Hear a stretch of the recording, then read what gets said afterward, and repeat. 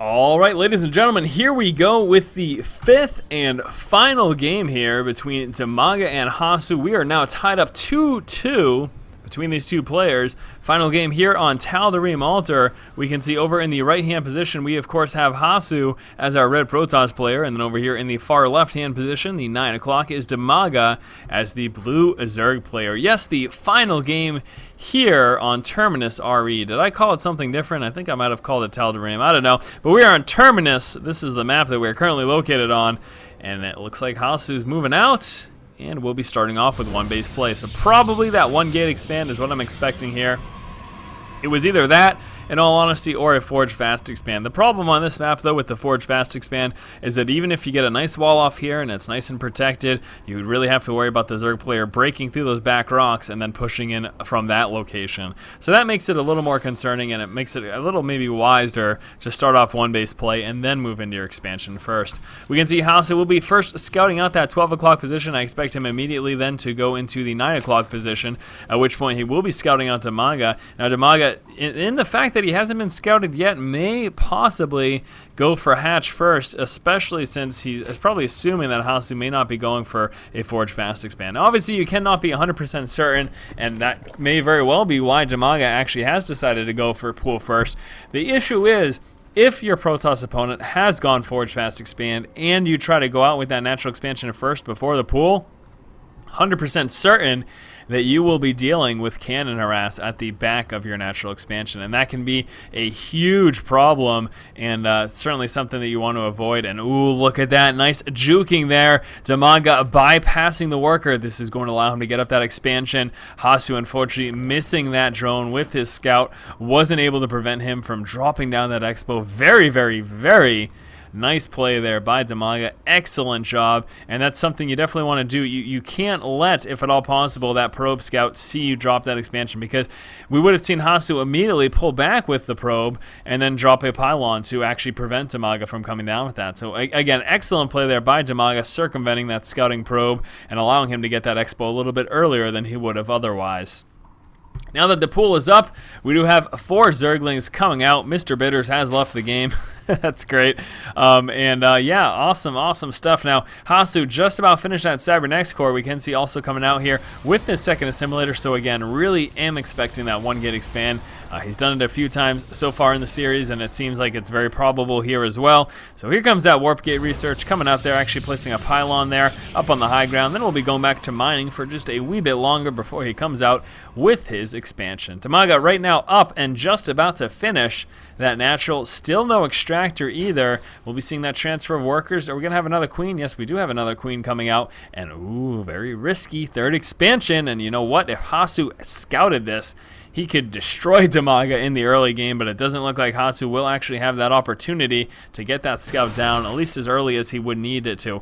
Basically, you know, if Hasu were to scout that third and still be on one base, he could push out with a devastating one base push and just completely roll over DIMAGA.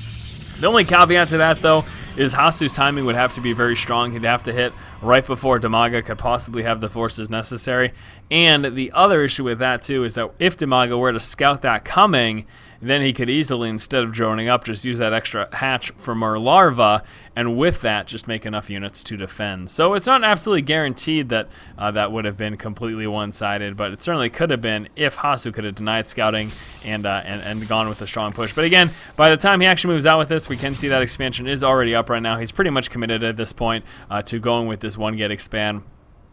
We'll be seeing some additional gateways here, trying to formulate that wall off, but as we can see, actually Hasu didn't even bother to move down to try to check out to see if there was a third. And I'm assuming, though, in spotting, I don't know, I'm really surprised he didn't try to move on down to scout that. I was going to say it looked like there might have been some creep spread, but that's just the natural creep there from DIMAGA's hatchery. So pretty interesting stuff. But again, as we can see, DIMAGA is up now, coming out with an evolution chamber also. Where is that actually being placed? It looks like that will be placed right over here, but I expect him at this point to probably drone up. That seems like the most probable thing that we will be seeing take place.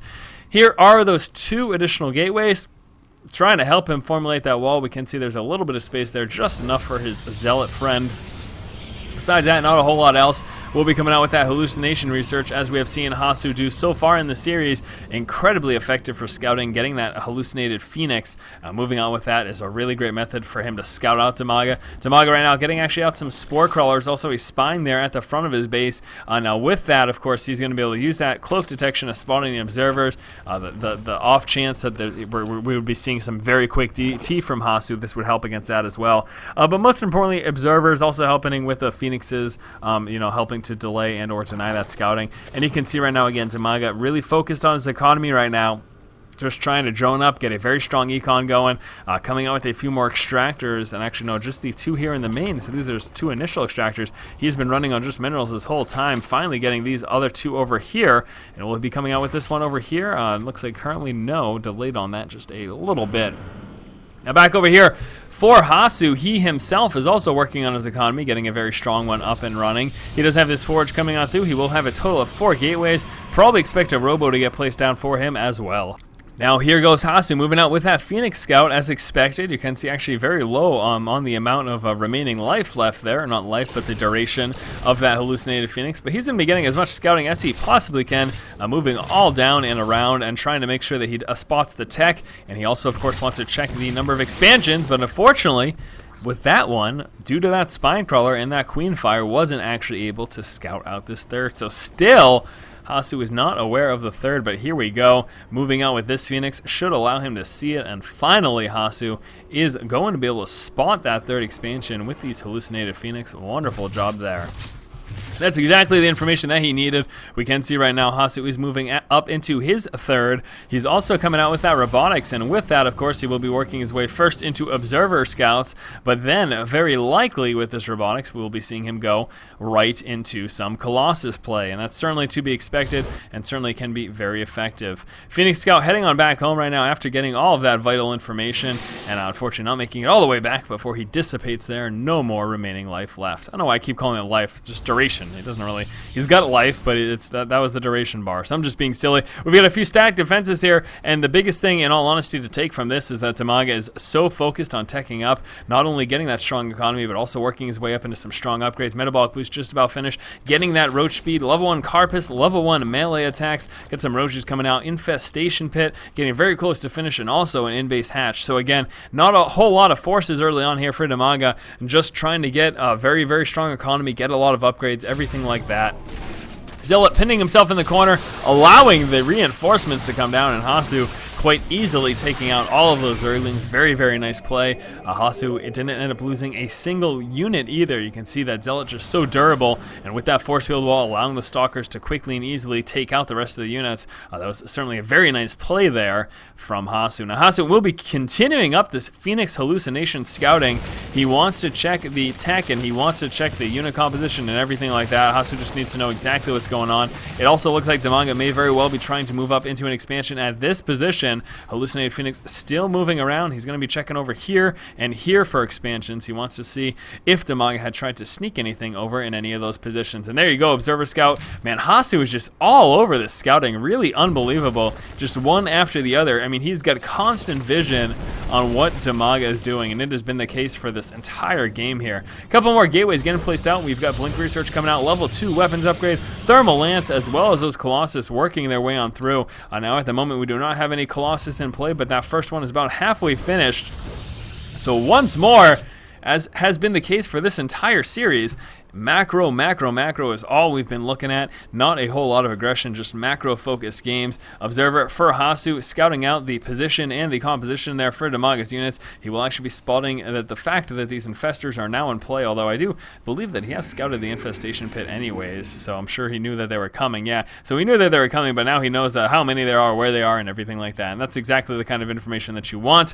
And DIMAGA, again, working his way up into that 4th expo because he needs to be at least one base above Hasu, or else he could be in heap loads of trouble. Hasu now preparing to move across the map, and it looks like he is actually, in response to scouting out DIMAGA's 4th, will be coming out with a 4th of his own. So now what we're seeing Hasu try to come into effect here is he's trying to continuously make DIMAGA expand as a result of his expansions. And that's the idea there, is he's trying to spread DIMAGA thin and get DIMAGA in a position where Hasu can then start to use the mobility of Blink Stalkers to pick off this expansion and that expansion, and then eventually work up into an economic advantage. Hive Tech as well as Aspire coming out right now for DIMAGA, so preparing to work into those late game Broodlords. You know, it's hilarious enough. It's been almost the same thing every game so far between these two players. Relatively predictable play, but it's still solid play, you know? It's still good play. Macro-focused play is certainly a good thing, and if you as a player don't really have kind of macro builds under your belt, nice solid expand builds, and nice responses to your opponent's expansions, that's something that you should work on, most certainly. It's very, very, very important. We can see right now a little mini engagement, nothing too large. I don't really expect Hasu to walk into that spine crawler wall, and I don't expect DIMAGA to commit, but actually DIMAGA pulling down, and oh no, losing one infestor and two infestors as a result. Also will be losing that one roach there. That was a little unnecessary. DIMAGA really didn't have to pull that far forward, and unfortunately dealt with that force field wall, allowing Hasu to get a few free kills there. Hasu just kind of sizing up the opposition, dancing back and forth, and you know, we're seeing this heavy spine crawler wall, and this is going to help DIMAGA a bit, but will it be enough? That's really the major question here. Hasu's actually just kind of going to be dancing right out front of DIMAGA's expansion over here in this position, and again, using the range of those Colossus. Very nice response there by DIMAGA, though, pulling back with those weakened up spine crawlers, trying to get a little bit closer to the bulk of his forces, and if he could catch those Colossus out of position, he would most certainly attack at that point. But Hasu is just going to keep on probing here. He is absolutely being relentless, non-stop, continuously just going to be sniping down those spine crawlers and taking advantage of that long range. And here we go. There is a Funguros, and finally here's the commit from DIMAGA, pushing forward. Here those force fields as expected. A couple of roaches are a bit out of range. We've got a lot of stalkers left, still doing a ton of damage. And ooh, that was a little bit dangerous there. I'm not sure that was not going to really pay off for DIMAGA. Ended up taking pretty hefty losses there without doing all that much damage. Again, because of force field, you can see certainly in these engagements how very strong the force field is in this matchup, especially if you can catch your Zerg opponent in kind of these choke positions where you can lay down a nice force field wall and prevent them from fully engaging your force. And it's a huge problem as a Zerg player having to consistently deal with that. And we're just seeing more and more spine crawlers come down here for Hasu. And here we go, DIMAGA finally deciding now is the time. There are the Funguros from the infestors. A couple infestors do get sniped down. Seeing that force field wall again, and this is another problem for DIMAGA. This is not a good position for him, even with those spine crawlers. It's just not looking good at all. Hasu is tearing through his units right now. The roach count is very, very low. DIMAGA will be losing this expansion. You can see the bulk of his forces have been forced back right now. At the same time, we've got Hasu working his way up into this expansion finally, and Hasu just sitting in a very strong position. Let's take a look at those upgrades. He has 0-3 right now. Got 3 weapons upgrades. DIMAGA 2-0. Actually, no range upgrade there for DIMAGA's roaches, but Hasu managing to snipe out DIMAGA's expansion, pulling back a little bit, wants to get back to the safety of those Colossus. Unfortunately, though, those roaches not standing much of a chance, and actually the Stalkers blinking down to force those roaches back even further, allowing the Colossus plus that small group of Stalkers over here for Hasu to snipe out DIMAGA's expansion. Now, do keep in mind, DIMAGA has an Expo over here and over here, but really, DIMAGA very far behind. He can do 78 army supply as opposed to the 106 that we have for Hasu. Biggest thing, though, is look at the losses that DIMAGA has taken so far. I mean, he's taken hefty losses, and it looks like Hasu will be keeping up this aggression. Stalker heavy, coming out with a few Zealots in the mix, but Stalker heavy plus Colossus has been working so very well. Now, what do we have right now? Just Roaches and Corruptors is all DIMAGA is sitting on. He's got a few Speedlings as well. Those will get quickly taken care of, and DIMAGA realizing he cannot hold up against this, just calling the GG. Alright guys, thank you for watching. That was the 5th and final game here between Hasu and DIMAGA, a very macro-focused series between these two players. If you're looking to improve your macro game, these are certainly games I suggest taking a look at. As always guys, if you like the content, if you like the commentary, if you like what's going on this channel, please do subscribe. It helps out tremendously. Thanks for watching guys. Keep watching and keep owning.